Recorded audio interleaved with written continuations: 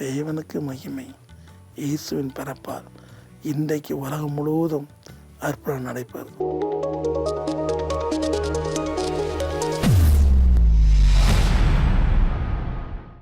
ஸ்தோத்திரம், ஹல்லேலூயா.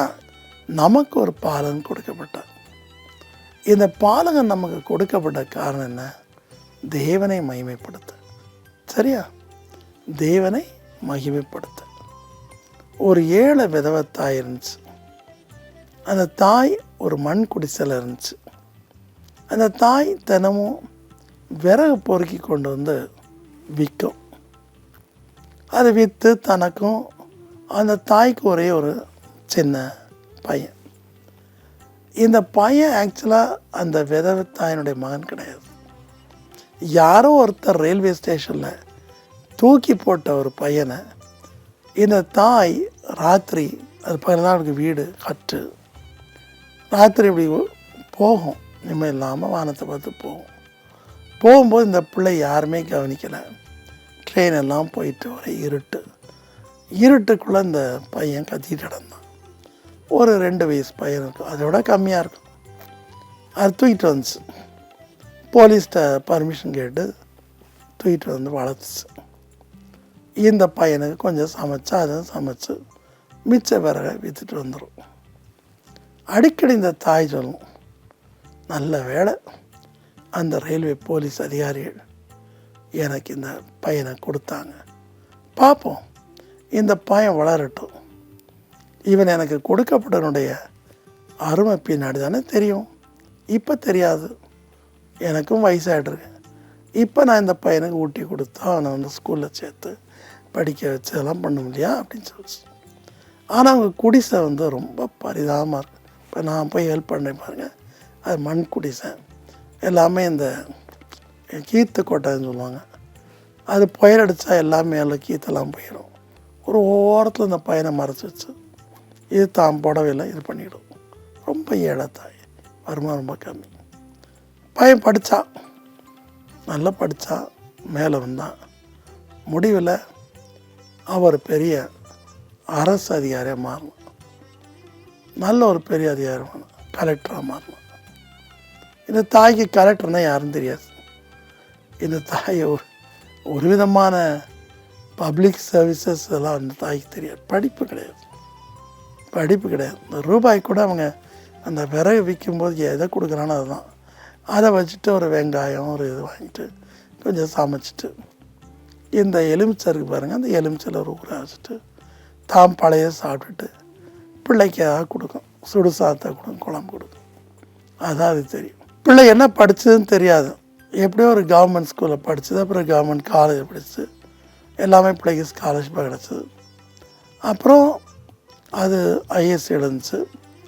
அது ஐஏஎஸ் எழுதி கலெக்டர் ஆச்சு. திடீர்னு இந்த பாட்டி அடிக்கடி கேட்கும், தம்பு ஆண்டவர் எனக்கு உன்னை கொடுத்தாருப்பா, என்னப்பா எங்கே இருக்க அப்படின்னு கேட்கும். அம்மா கவலைப்படாதீங்கம்மா, நான் உங்களுக்காகவே கொடுக்கப்பட்டேன், உங்களை உயர்த்தும்படி கண்ணீரை துடைக்கும்படி தெய்வம் என்ன உங்களுக்கு கொடுத்தார். இல்லைன்னா அன்னைக்கு யாராவது ரயில்வேல என்ன தூக்கி போட்டிருப்பான், நான் இறந்துருப்பேன் அப்படின்னு சொல்லும். திடீர்னு பார்த்தா கலெக்டர் ட்ரெஸ் போட்டுட்டு கூட ஒருத்தன் வருவான் இல்லையா, ஒரு இதை போட்டு வீட்டுக்குள்ள நுழையுது. பாட்டிக்கு பயம், என் வீட்டுக்குள்ள கவர்மெண்ட் ஆஃபீஸ் வந்துட்டார். பார்த்தா மகன், அம்மா நான் கலெக்டர் ஆகிட்டேன், உனக்காக மட்டும் நான் கொடுக்கப்படலை, இந்த ஊருக்கே நான் கொடுக்கப்பட்டிருக்கேன். எவ்வளோ சந்தோஷமாக இருந்திருக்குங்களே அந்த பாட்டிக்கு. அந்த பாட்டி வீட்டெல்லாம் இடிச்சு அதே இடத்துல ஒரு பெரிய வீடை கட்டிச்சு, ஒரு கார் நினச்சி, ஒரு பியூன் இருந்தாங்க. இந்த இடத்துக்கு அவன் கலெக்டராக வந்தான். அதுபோல தான் இயேசு நமக்கு கொடுக்கப்பட்டது தேவனுக்கு மகிமை வரத்தக்கதா. தேவனுக்கு மகிமை எப்படி வந்துச்சு? லூக்கா 7 பாருங்கள், 16 பாருங்கள். அதே போல் லூக்கா 5 பாருங்கள், 18 26 பாருங்கள். திமிர்வாதமாக கிடக்கிற ஒருத்தனை இயேசு குணமாக்குறார். திமிர்வாதம் கம்ப்ளீட்டாக செயலே அவரை சோமாக்கணுன்னே அங்கே உள்ளவங்களாம் தேவனை மகிமைப்படுத்துகிறாங்க. பாடையில் தூக்கி செல்லப்பட்ட ஒரு வாலிபனை கர்த்தர் தொடுகிறார். அவன் உயிரோடு எழும்பி உட்கார்ந்துருக்கான். அவர் தேவனை மகிமைப்படுத்துகிறார். எவ்வளோ சந்தோஷம் இல்லையா?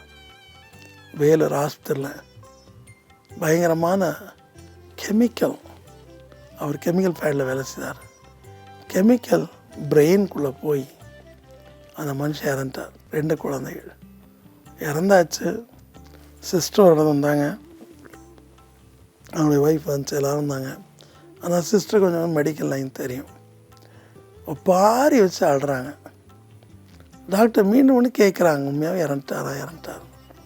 ஏன்னா ஆர்டிஃபிஷியல் ரெஸ்பிரேஷன் ஓடிக்கிட்டு இருக்கும், இறந்தால் கூட ஓடும் சில சமயத்தில், நம்பிக்கையில். அவங்க சொல்லிட்டாங்க, அவன் இறந்து 2 நாளாச்சுப்பா, தூக்கிட்டு போங்க, எல்லாத்தையும் எடுத்துடலாம். பயங்கரமாக அழுது, பயங்கரமாக கத்தி அழுது. பொதுவாக அப்படி தானே. அந்த டைமில் எனக்கு ஃபோன் பண்ணுச்சு.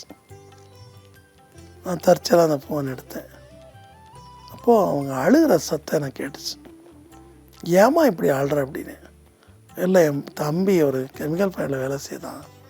2 சின்ன பிள்ளைகள், அந்த கெமிக்கல் சுவாசம் உள்ளே போய் பிரெயின் ஃபுல்லாக ஆயிடுச்சு, பிரெயின் டேமேஜ் ஆச்சு, பிரெயினே இல்லைன்னு டாக்டர் சொல்கிறாங்க அப்படின்னு, செத்து போயிட்டார், பிணத்தை கொண்டு போங்க அப்படின்னு சொல்கிறாங்க. நான் ஃபோனில் பேசும்போதே நர்சஸ் என்னம்மா இன்னும் இந்த பாடியை வச்சுக்கிட்டு இருக்கேன், எடுத்துகிட்டு போகக்கூடாதா அப்படின்னு திட்டுற சத்தம் கேட்டுச்சு. அப்போ பாருங்கள், இயேசு கிறிஸ்து அன்னைக்கு மட்டும் பிறக்கலை, இன்னைக்கும் நம்ம கூடவே இருக்கிறார். இவ்வளோ பெரிய சந்தோஷம்லாம். இயேசு சொன்னார், உலகின் முடிவு நான் உங்களோடு இருக்கிறேன். ஸோ ஜீசஸ் நம்ம கூட இருந்தார்.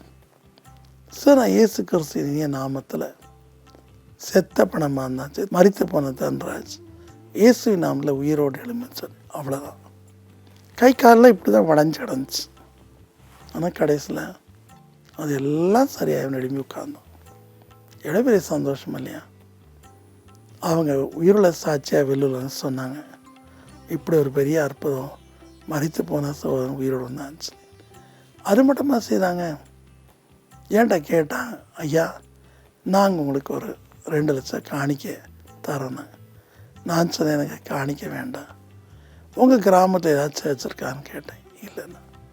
சரி, 2 கிராமத்தில் தேவனை மகிமைப்படுத்தும்படி 2 சர்ச் கட்டுங்கன்னு சொன்னேன். அதே மாதிரி தான் அவங்க கட்டினாங்க. எத்தனையோ பேர் தேவனை மகிமைப்படுத்தினாங்க. ஆம், தேவனுக்கு மகிமை. இயேசுவின் பிறப்பால் இன்றைக்கு உலகம் முழுவதும் அற்புதம் நடைபெறும். அன்பின் கர்த்தாவே, மனம் இறங்கி இன்றைக்கு உம்முடைய பிறநாடின் ஆழ்ந்த அர்த்தத்தை நினைக்கிற ஒவ்வொரு மேலும் இறக்கம் வை. உண்மை அவர்கள் மகிமைப்படுத்தும்படிக்கு சந்தோஷமான ஒரு செய்திகள் கேட்கும்படி செய். நீருடைய கண்ணீரை துடைத்தாலும் உம்மை எப்பொழுதும் ஸ்தோத்தரிக்கவும், நீ செய்த அதிசயங்களை நினைத்து உம்மை மகிமைப்படுத்தவும் செய்யும். மரியாளுமை மகிமைப்படுத்தினார், எலிசபெத்துமை மகிமைப்படுத்தினார், சாஸ்திரியுமை மகிமைப்படுத்தினார்கள், மெய்ப்பொருளை மகிமைப்படுத்தினார். உம்முடைய பிறப்பை கேட்ட அனைவரும் தேவனை மகிமைப்படுத்தினார். அதுபோல இன்றைக்கு உலகம் முழுவதும் இந்த செய்தியை கேட்கிற அனைவரும் உம்மை மகிமைப்படுத்தும்படிக்கு அவர்களுக்கு பெரிய அதிசயங்களையும் அற்புதங்களையும் செய்யும். ஆசீர்வதியும் பலப்படுத்தும். இயேசுவின் நாமத்தில் வேண்டிக் கொள்கிறேன் பிதாவே. ஆமென், ஆமென்.